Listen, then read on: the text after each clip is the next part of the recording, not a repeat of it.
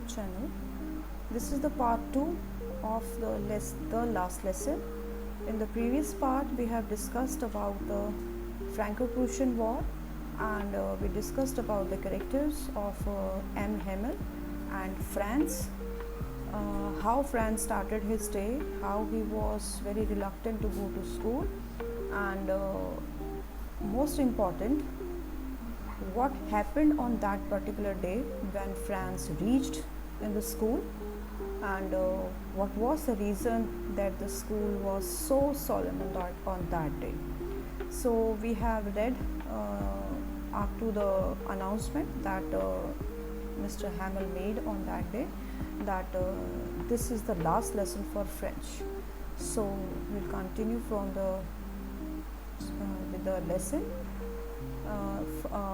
My last French lesson, that was with a sign of exclamation in the lesson, because Franz was very much surprised with the announcement that Hamel had made. उसको कोई idea ही नहीं था that जो उसका school का atmosphere जो इतना change था, जो उसके एनवायरनमेंट में इतना फ़र्क था, इतनी शांति, the elderly people were sitting in the class.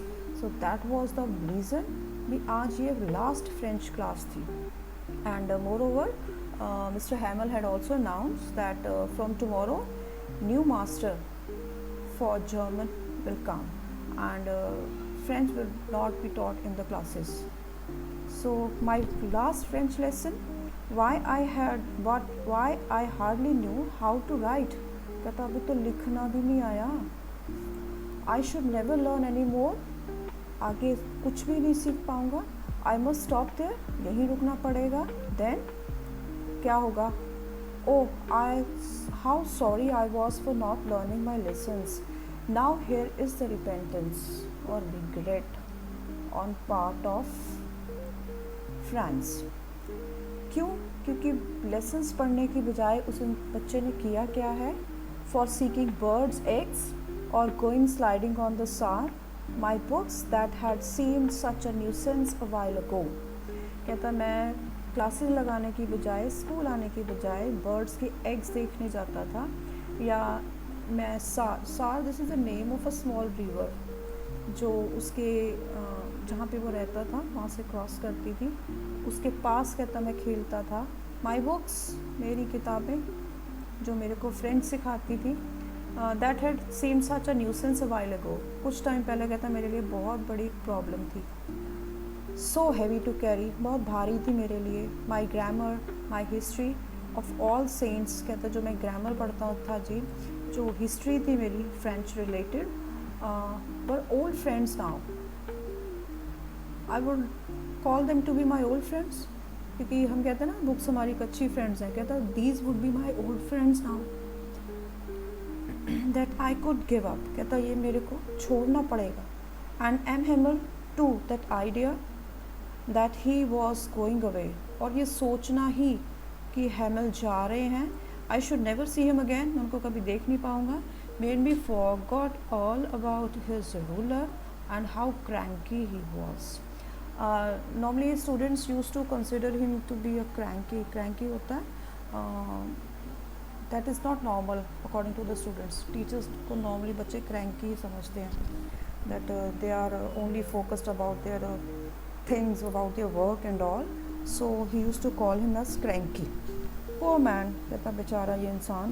It was an honor of this last lesson that he had put on his fine Sunday clothes, and now I understood why the old men of the village were sitting there in the back of the room. अब दो काम उसको समझ आए, that why he was wearing these Sunday clothes, and second why that those old men they were sitting on the back of the room. तो उसके जो surprises थे वन बाय वन वो डिस्पोज ऑफ होते जा रहे थे. संडे क्लोज उसने क्यों पहने थे? क्योंकि वो उसका लास्ट लेसन था. और उसकी क्लास में बैक बेंचेस पर वो elderly people, old man of the village, गांव के जो बुजुर्ग बैठे थे, वो क्यों बैठे थे? Because they were there to give him honour, they were there to honour his last lecture. तो वो उसके एक सम्मान के लिए वहाँ पे बैठे थे, क्योंकि वो हैमल का लास्ट लेक्चर था. It was because they were sorry too that they had not gone to school more. School भी ज़्यादा नहीं जा पाए थे वो लोग, so they were feeling sorry for that. It was their way of thanking. तो ये उनका तरीका था हैमल को थैंक्स करने का. Our master for his 40 years, look at his experience. He had an experience of 40 years of teaching French, of faithful service and of showing the respect for the country that was theirs no more. These are the words that hit most. कहता जी अब उस country के लिए respect show करने आए थे जो शायद अब उनकी नहीं रही. Previous video I have clarified भाई जो फ्रैंको प्रूशियन वॉर हुई थी उसमें फ्रांस का ये जो एरिया था that has been acquired by the Prussian army, और स्टोरी हम इस एरिया की पढ़ गए. तो वो कहते जी अब उस जगह पे हम रहते हैं जो अब हमारा ही नहीं था. So these are very hard words for a person जिसकी कंट्री किसी और के रूल के अंडर जा रही है. While I was thinking of all this, I heard my name called. कहता है मैं अभी सोच ही रहा था तो मेरे को मेरा नाम सुनाई दिया. This is a statement given by France. France बता रहा है It was my turn to recite. आज की जो उसकी जो लास्ट लेसन था उसमें हैमल की हर एक कोशिश थी भी मैं फ्रेंच लेसन में फ्रेंच लैंग्वेज में जो कुछ पढ़ा पाऊँ. So he was just trying one thing after another. तो कहता फ्रांस कहता मेरी टर्न आई टू रिसाइट, कुछ रिसाइट करने की from my book. What would I not have given to be able to say that dreadful rule for the participle. कहता मेरे को एक डर था कहीं मेरे को पार्टिसिपल्स के रूल रिसाइड करने के लिए ना कह दे Hamel. All through very loud and clear and without one mistake. और कहता गलती भी नहीं होनी चाहिए उसमें. तो पढ़ने को भी वही मिले but I got mixed up on the first words. कहता पहले ही लाइन में पहले ही वर्ड्स में I got mixed up means कहता आई गॉट कंफ्यूज हो गया मैं. And stood there holding on to my desk, my heart beating and not daring to look up. So this is the situation of Franz when he was asked to recite something. और recite क्या करने थे जी? Participles, जो उसकी main दिक्कत थी जिसके लिए वो स्कूल भी आने को रेडी नहीं होता था. तो कहता जब मैं नहीं बोल पाया तो मेरा हार्ट बीट बहुत तेज़ थी एंड मेरे में हिम्मत नहीं थी हैमल की तरफ देखने के लिए. आई हर्ड एम हैमल से to me I won't scold you little Franz. तो ये जो उसने कहा कहता मैं तेरे को डांटूंगा नहीं. स्कोल्डिंग होता डांटना, नहीं डांटूंगा तेरे को France. You must feel bad enough, तेरे को बुरा लग रहा होगा आज. You see how it is. इसमें बहुत से सेंटेंसेज है साइन ऑफ एक्सक्लेमेशन के साथ. Sign of exclamation indicates these are the not the normal statements that's been given by the teacher or the students. तो उसको कहता है see how it is. देखो सब कैसे हो गया. Every day we have to said ourselves. हम रोज़ कहते हैं अपने आप को वाह I have plenty of time. बहुत समय जी मेरे पास, मैं कर लूँगा. I'll learn it tomorrow. कल कर लूँगा. And now you see where we have come out. देखो जी हम कहता कहाँ पहुँच गए आज. That's a great trouble with Alsace. She puts off learning till tomorrow. Mind it, the pronouns being used here for the area is she. Puts off learning till tomorrow. कहता कल मेरे इस ये एरिया जो है ये जो जहाँ मैं रहता हूँ, एम हैमल कह रहा है ये एरिया जो मेरा है कल अपनी जो पढ़ना है जो सीखना है वो छोड़ देगा. क्या? French language. Now those fellows out there will have the right to say to you. कहता जो वहाँ पे लोग हैं बाहर तो वो आपको क्या कहेंगे? How is it you pretend to be Frenchman? लोग कहता चिढ़ाएंगे अब, कैसे तू pretend करेगा Frenchman, अपने आप को Frenchman कैसे कहेगा? And yet you can neither speak nor write your own language. So this is the point that Hamel want to make it clear to his students. कहता जी कैसे फ्रेंचमैन होगे, कैसे अपने आप को फ्रेंच कहलाओगे, ना तो उसको बोल पाओगे ना उसको तुम लिख पाओगे. So this is the importance of language that Hamel wanted his kids to understand. But you are not the worst, poor little France. We have all a great deal to reproach ourselves. कहता किसी ना किसी को जिम्मेवार ठहराने की बजाय we all are having a great deal to reproach ourselves. हम सबको इस चीज़ के लिए कहीं ना कहीं चीज़ों को भुगतना पड़ेगा. When he completed his statement, actually इस पैराग्राफ में जो है हैमल ने importance of mother language, mother tongue, उसको उसकी इम्पोर्टेंस को समझाया है.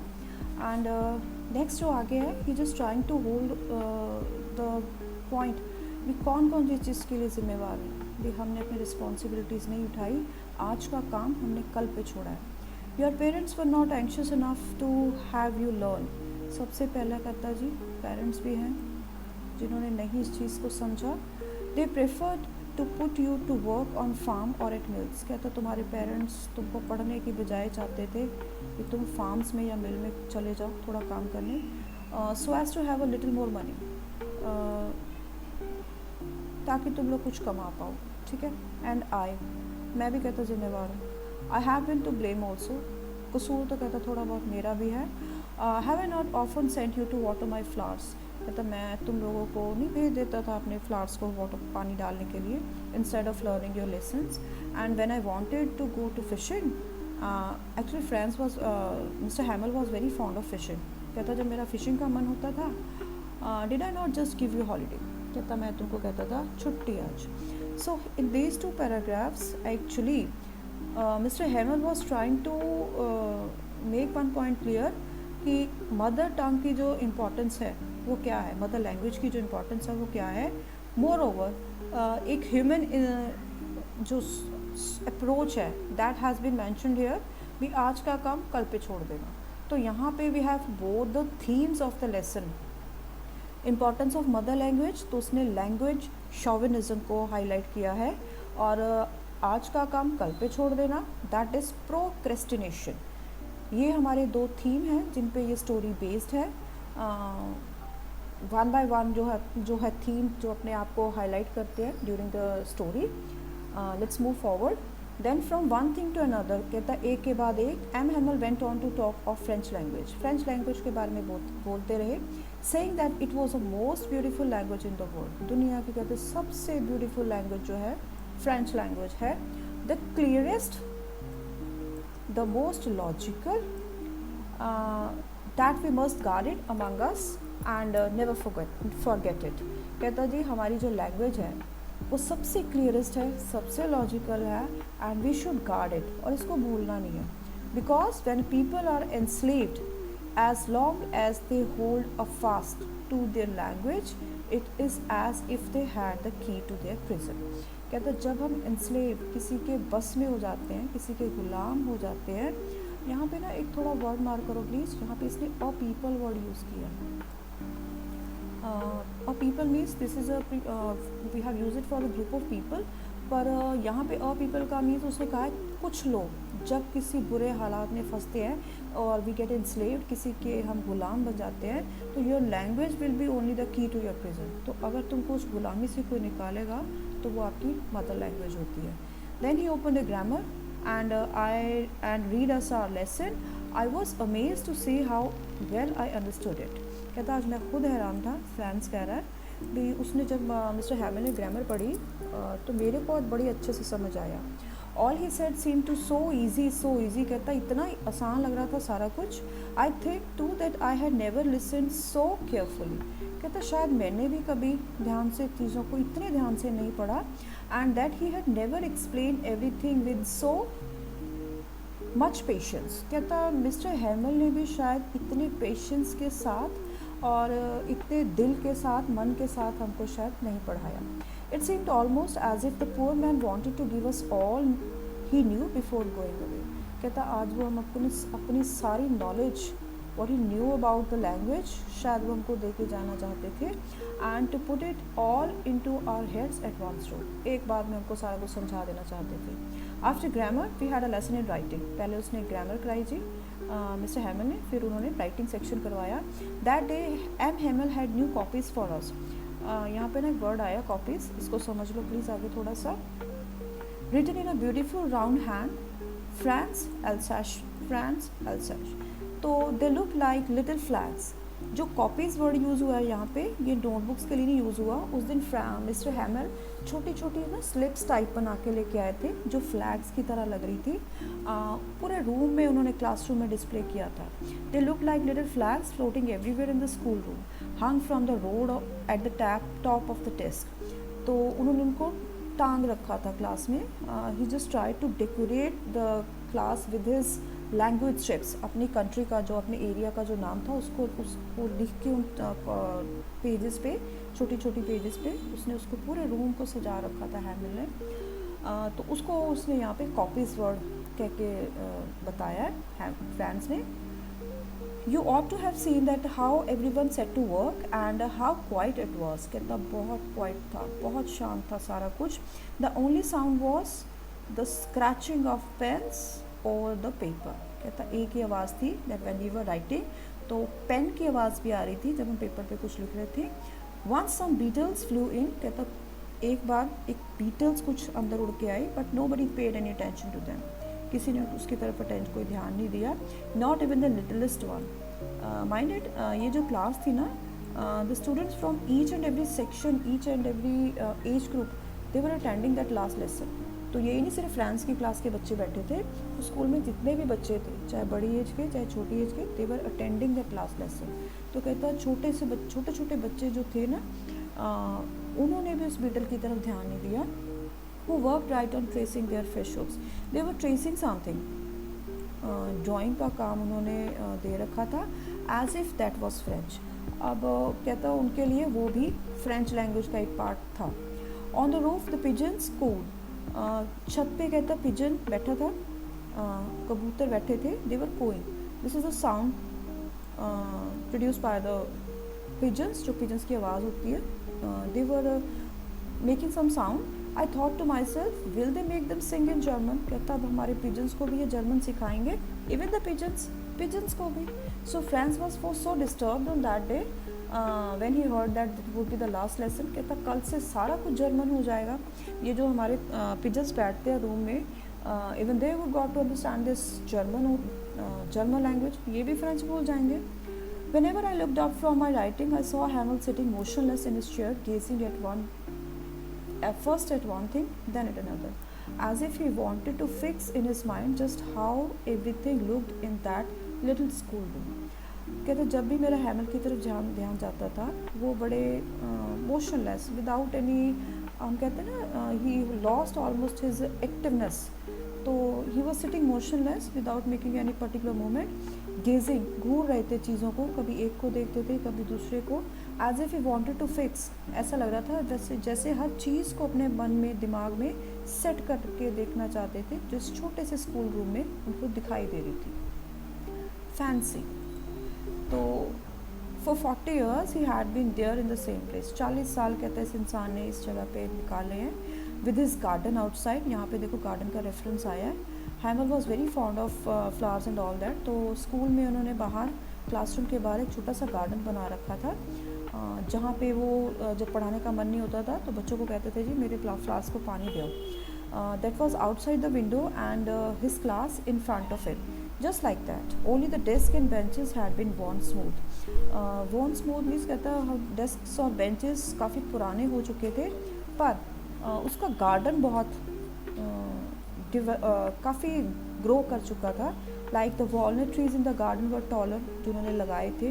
होप वाइन, एक छोटी उन्होंने एक बेल लगाई थी होप वाइन की, that he had planted himself, twined about the windows to the roof. कहता वो जो बेल किसी टाइम लगाई थी, तो कहता वो पूरी विंडोज़ को कवर करके रूफ तक पहुंच चुकी है, छत तक. How it must have broken his heart to leave it all. कितना कहता बुरा लगता होगा उस इंसान को जब वो सारा कुछ यहाँ पे छोड़ के चला जाएगा या उसको छोड़ना. So all this things were almost उसके लिए अनबेयरेबल थी, जहाँ पे उसने इतना टाइम स्पेंड किया था. How it must have broken his heart to leave it all, poor man, to hear his sister moving about in the room about packing their trunks, for they must leave the country next day. इस पूरे lesson में mister हैमल की जो family है उसका कोई relevant कहीं भाई कोई थॉट, कोई रेफरेंस नहीं आया. Only this reference is been given here that his sister, only this reference has been given about his sister. उसकी सिर्फ एक सिस्टर का रेफरेंस है, who was packing the things because they had to leave that country tomorrow. For they must have leave the country next day, कल जाना था जी उनको. But he had courage to hear every lesson to the very last. कहता उसमें अभी भी इतनी हिम्मत थी मिस्टर हैमल में भी हर जो लेसन स्टार्ट हुआ उस दिन उनको बिल्कुल लास्ट तक उन्होंने सुना. After the writing we had a lesson in history, थोड़ी सी फ्रेंच हिस्ट्री पढ़ाई गई. दैन द बेबीज़, वहाँ पे जो लिटलेस्ट वन बैठे थे, जो छोटे छोटे बच्चे बैठे थे, दे चैंटेड देयर बा A R O U, these words, these are the French vowels. तो दे वर चैंटिंग दैट, उसको बोल रहे थे ज़ोर ज़ोर से. Down there at the back of old Hauser had put on his spectacles, पीछे कहते जो हाउसर बैठे थे उन्होंने अपनी स्पेक्टिकल्स जो थी वो उतार के, होल्डिंग हिज प्राइमर, प्राइमर को उन्होंने अपने हाथ में पकड़ रखा था in both hands, and spell the letters with them. वो भी छोटे छोटे बच्चों के साथ इन वॉवल्स को स्पेल कर रहे थे. You could see that he too was crying. Mister जो हाउसर थे वो भी रो रहे थे. His voice trembled with emotion, उनकी आवाज़ में एक कंपकपाहट थी, because that was the moment, बहुत ओवरवेलमिंग मोमेंट था, बड़ा इमोशनल मोमेंट था. It was so funny to hear, कहता सुनने में बहुत फ़नी लग रहा था, but that we all wanted to laugh and cry. पर कहता वो ऐसा सिचुएशन था जहाँ पे हंसी भी आ रही थी और रोना भी आ रहा था. How well I remember it, that last lesson. That is a statement given by Franz. Franz कहता मेरे को, कैसे मैं इसको याद रखूँगा अपने लास्ट लेसन को. All at once church clock struck 12. इतने में ही कहता चर्च क्लॉक में 12 बज गई दिन में. Then Angelus, these are the church prayers, जहाँ पे church prayer start हुई. At the same moment the trumpets of the Prussians, they started arriving. ठीक है, they returning from drill sounded under our windows. कहता ट्रम्पेट्स की आवाज़ आने लगी, उनके बिगुल की आवाज़ आने लगी. जो प्रूशियन आर्मी थी, they were starting marching towards the city, क्योंकि अब से उनकी जो एरिया, ये एरिया था उनके कंट्रोल के अंडर था. साउंडेड नियर आर विंडोज़, कहता हमको विंडोज़ से उनकी आवाज़ आने स्टार्ट होगी, उनकी जो प्रूशियन आर्मी की थी, जो वो ड्रिल करते वापस आ रहे थे.